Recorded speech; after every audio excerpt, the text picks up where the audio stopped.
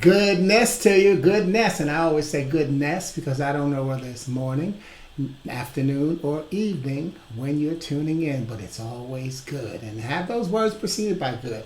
This is Sporty King coming to you with Glue Wednesday. And I'm on 5 minutes early if you are on the live broadcast, because I always say it's important to let Facebook do what they call build the audience. And let people know that I'm on, because sometimes you ever have, say, yeah, I'm going to watch that, and then when it hits, you say, oh my God, I gotta close this thing out, and so you miss a little bit. So I get on early so that you can say, oh my God, it's coming on, and you can close things out. Okay, it's personal choice, and there's no right or wrong. That's one of the things that we have to love about technology, is that we have to love it and keep learning it, and remember. The computer will always need somebody to turn it on. So never, I always say, don't let technology beat you, because the computer needs somebody to turn the power on at all times, all right? So anyway, if this is your first time, welcome to Glue Wednesday, and I named it Glue Wednesday. In 2017, I started this broadcast because so often we hear people say that Wednesday is hump day. It's an old school saying where back in the old days, we strictly did Monday. You worked Monday to Friday, and then there was the weekend, as if there were no flex time. We just didn't acknowledge it, but there's always been flex time.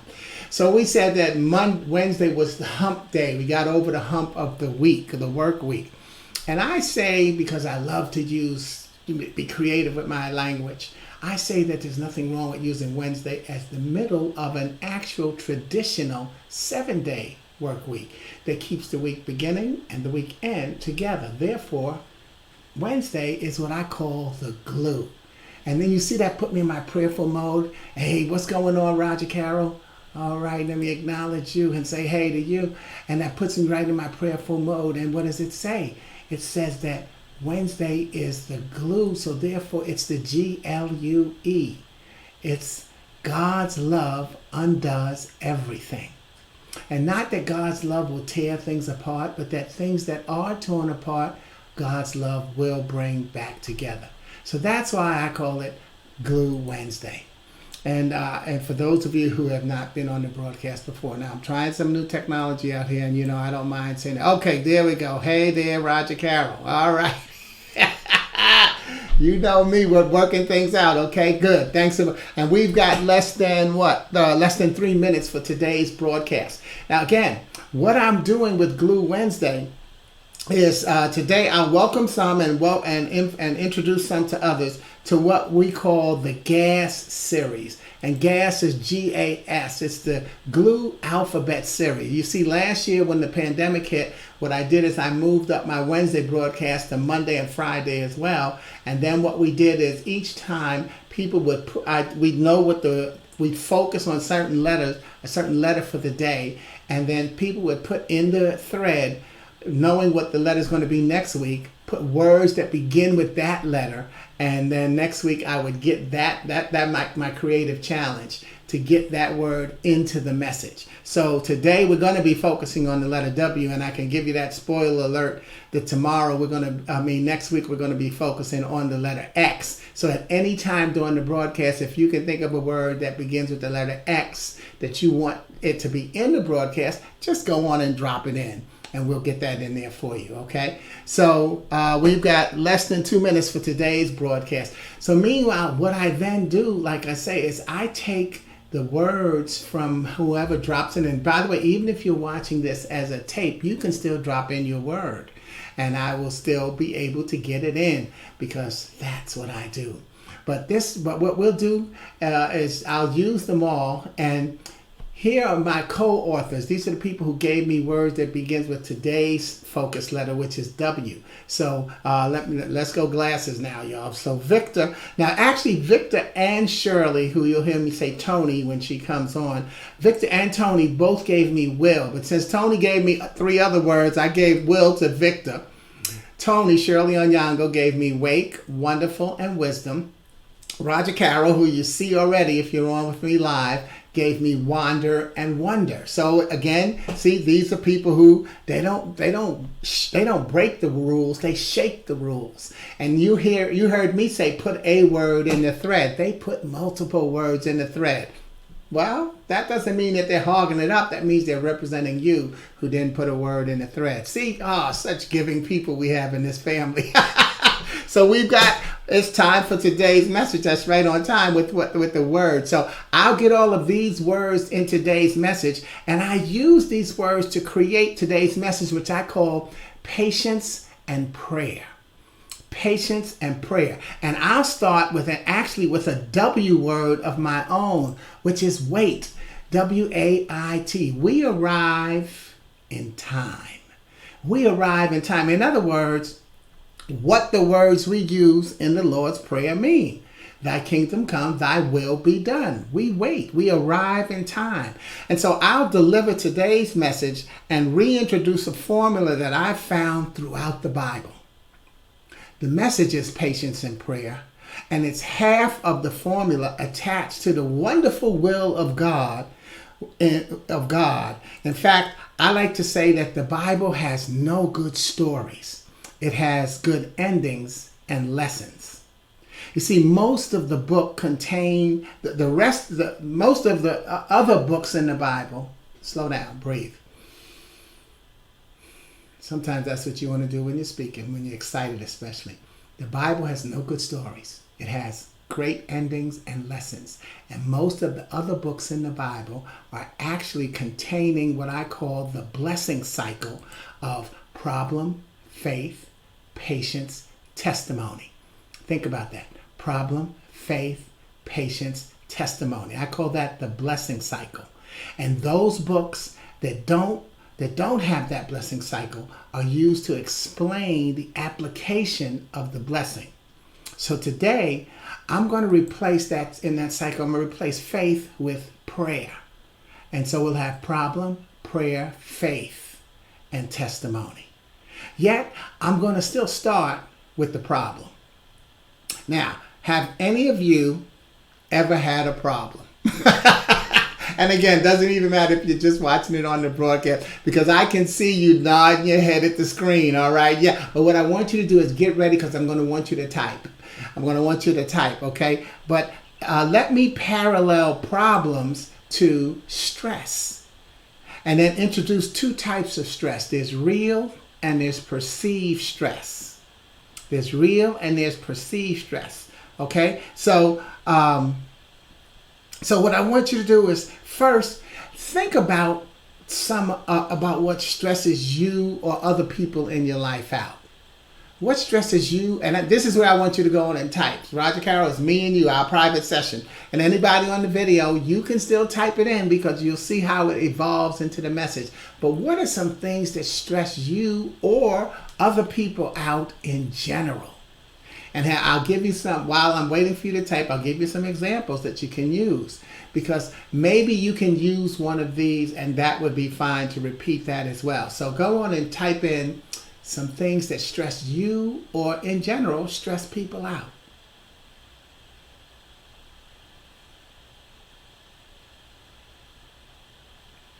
Don't have to be a long sentence, by the way, Roger Carroll. If you just want to put a word, 2 words, that'll be fine, as well as anybody else. And see, this is where the wait comes in. No rush. Lack of control over things. Lack of control over things. Yes, that stresses a lot of people out. Okay? And y'all will think that me and Roger Carroll plan this in advance. But that's just what God does. And I always want you to remember, so many people say the Lord works in mysterious ways. And I say, nope, the Lord is crystal clear. We just don't know the plan. We're on what I call the implementation crew, while only God is on the planning committee. And the thing that I'll say in today's message, and you heard me say a million times before, is the messengers that he brings into our lives usually are in sync with us if we choose them properly. And all of that is an ad to say thank you, Roger Carroll, for that, because it goes right into what we want to talk about. All right? Now, so anyway, Lack of control is one thing that stresses us out, okay? But as I learned through my stress mastery education, certification, it's that stress is when demand exceeds capacity. It's when demand exceeds capacity. See, we've all got a capacity for handling certain stress, control over things, right? But here's what I mean by capacity. We consistently hear people like me say that you have the power to handle more than you think you can. And we've used that as motivation to push ourselves forward to accomplish a worthwhile goal or get over a situation. But we never said it would be easy, did we? And that's where the demand comes in. Because it's not easy, because stress is caused by things that we've listed called stressors. And we're exposed to them every day, and they can have a negative impact on our body, mind, and emotions. So not being able to have control over things can control your body and mind. For instance, using public speaking. Some people feel like, they're not good public speakers, and so they get stressed out when it's time to speak. And so they have no control over the fact that now suddenly they start to sweat profusely, and and their throat gets dried up. See, that's a physical thing that happens to your body based on your being stressed out.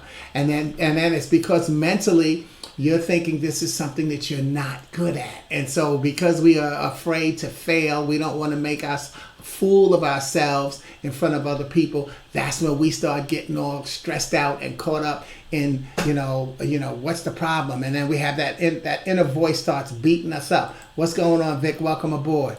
Vic, we're talking about what stresses you out. Put something in the feed while I'm doing this. And then lastly, emotional. Think about it. If you feel that you have no control, then emotionally, what kind of emotions do you go through? Sadness, disappointment, surrender. And all of these emotions, by the way, ladies and gentlemen, are legitimate. No emotion is wrong. What we do with the emotion is what puts it in a category. You should feel depressed. You should feel sad. You should feel elated. You should feel happy. You should feel scared. All of these emotions are real. Don't deny yourself your emotions. So even when you feel that you have no control, that's real. That's real. So the key is, can we get to column 3, as I call it? And that is the coping strategies. And that's what we always want to recognize. So stressors, that's what they call the things that stress us out, are stressors. We're exposed to them every single day. But the bigger part of the challenge is when they attack multiple areas of our lives. See, we just talked about body, mind, and emotion, but what about when they attack all 3 of those at once? And as I mentioned, stress can be real or perceived. Well, commercial break and a quick word from our sponsor to remind you that we are substituting the word stress for problems. And now back to our program. See, you have to recognize that if you can't think of stress, you got to think of what could be one of your problems. And Vic, you still talking about the Cowboys, the Giants, San Francisco Giants, our baseball team have the best record in the major leagues. Would you get in step and in season with me? Okay, but you did give me a word for stress, and that is betrayal. So stress, betrayal can be a problem. And see, I'm on basketball there, but let's bring problem back in there and substitute that back in for stress. Because betrayal can be one of those, not having control. Yes, those are the types of problems. So if you can't think of, I can't think of really what stresses me out, just what kind of problems do you have? Problems and stress can be substituted for one another. You see, we can't, and this is Roger Carroll, this is where I smile because I've got this in my message.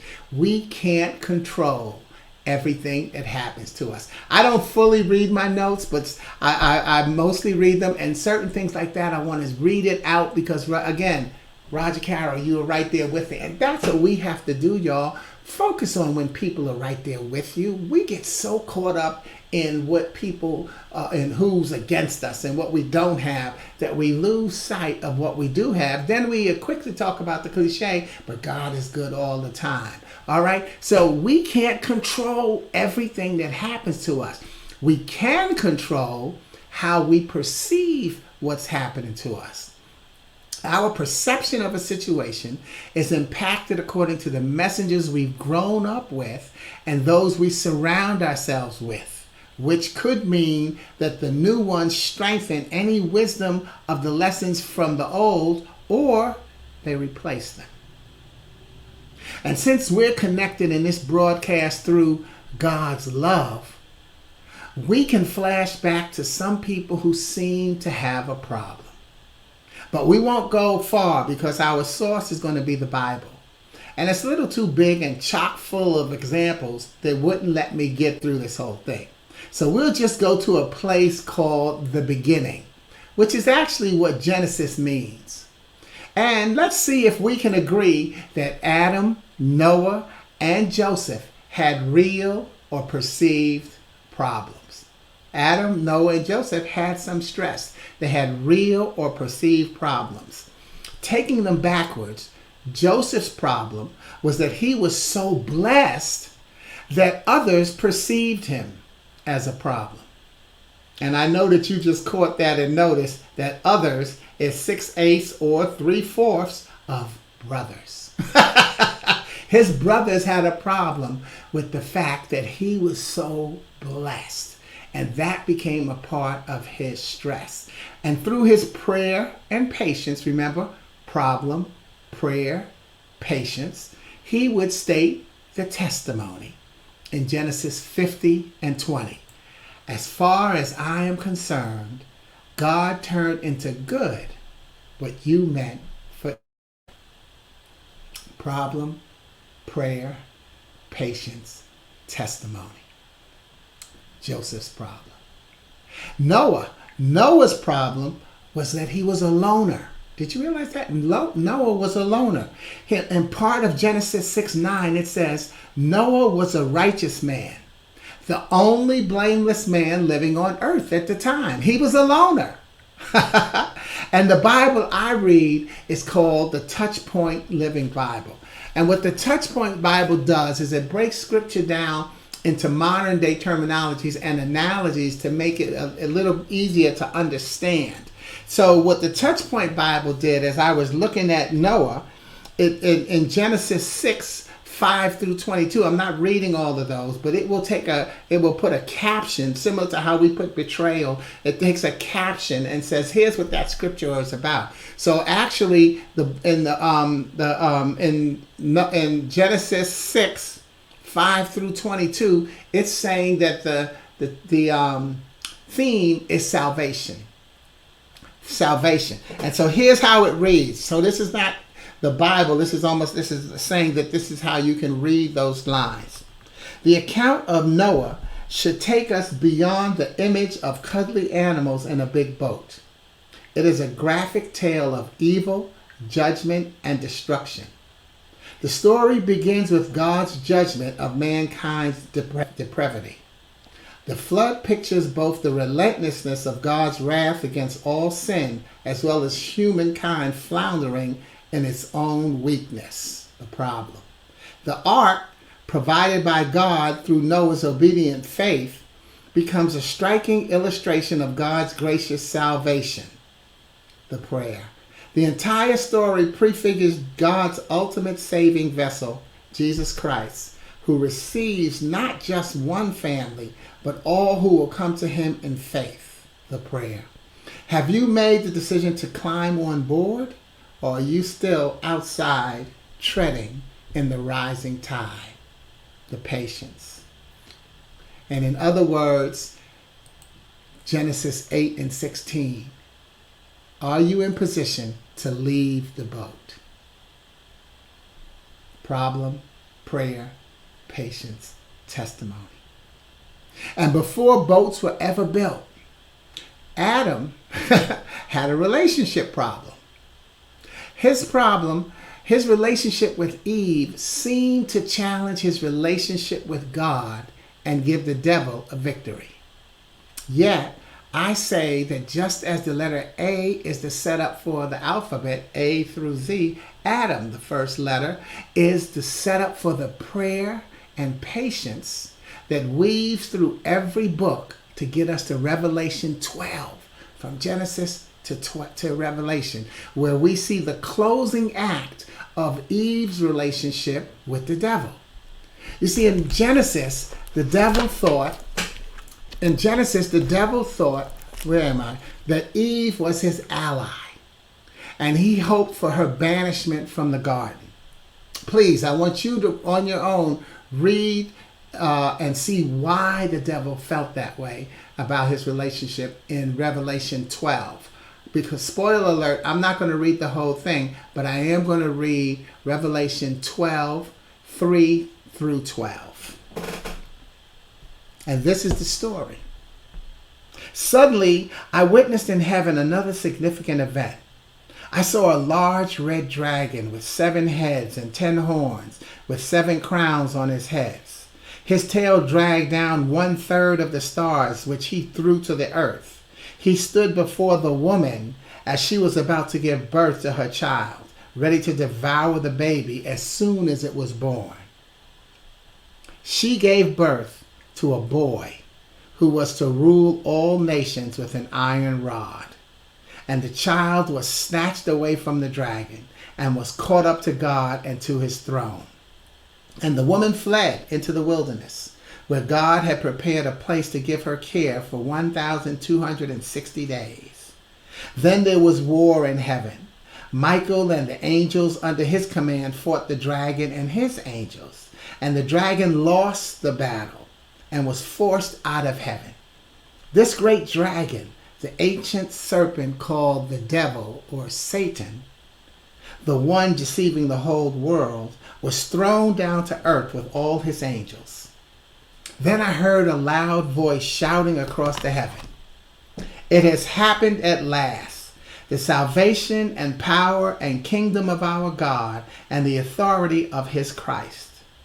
For the accuser has been thrown down to earth, the one who accused our brothers and sisters before our God day and night. And they have defeated him because of the blood of the Lamb and because of their testimony. And they were not afraid to die. Rejoice, O heavens, and you who live in the heavens. But rejoice, but terror will come on the earth and on the sea. For the devil has come down to you in great anger, and he knows that he has little time." That's Revelation 3 through 12. The devil, and it ends with, the devil has come down to you in great anger, and he knows that he has little time. And because he has little time, it's no wonder that he asks you to do like Eve and rush your decisions, while God reminds you to not stress yourself out, but change your perception of most of your problems, because he is in charge of time. This is why so often we hear that wisdom is in retrospect, and that wisdom is in retrospect, and that we just have to wait. We arrive in God's time. So speaking of arriving, let's do a soft close and let's look at one of the most popular problem, prayer, patience, testimony stories in the Bible. That's the story of Moses in Exodus. Yet, without reading scripture, because you know this one, what I'll skip to is the fact that wandering in the desert wasn't a part of the original plan. That was the consequence of not trusting in the first 3 steps of the cycle. They didn't trust in the problem by having their prayer and their patience. Are you trusting your track record to complete the cycle? And by the way, that doesn't mean that you'll see the testimony. God only asks that you trust in the cycle, not guarantees that you will see the testimony. Remember, the Bible has no good stories. It has great endings and great lessons. Let that be the conscious story of your life. Calm yourself to enjoy today's gift of waking up again. You won't always know where you are in the cycle, yet you should always believe in who controls the cycle and how he does it. God's love undoes everything. And before I leave, I ask you to check out my website for my new retention product. It's called Passing Thoughts. Now, next week, I'll be putting together a demonstration on how to use it as a game and communication tool that could be just what you need as we continue through this phase of the pandemic. If you'd like to be a participant in the demonstration, please email me at sporty@sportyking.com. Don't put your email in this thread or say you want to be a part of it. I need you to email me at sporty@sportyking.com. That way, when I send a group message to coordinate and get the times that work for everybody, your email address will accept my message, okay? So if you'd like to be a part of the demonstration of my new product, Passing Thoughts, send me an email at sporty@sportyking.com. As for the gas, next week we're going to be focusing on the letter X, which is a hard one too. So see if you can come up with some words that end with X to put them in the thread, and we'll get them in the message next week. This has been an excellent time for us to be reading. But again, I'm Sporty King. Thanks for watching, engaging, and for sharing Glue Wednesday. Always remember that you can catch this or any of my broadcasts on Facebook or by subscribing to my YouTube channel, where you can watch them sequentially without having an interruption. Okay?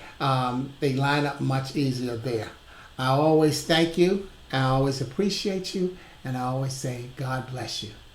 Glue Wednesday. Over and out. Ciao.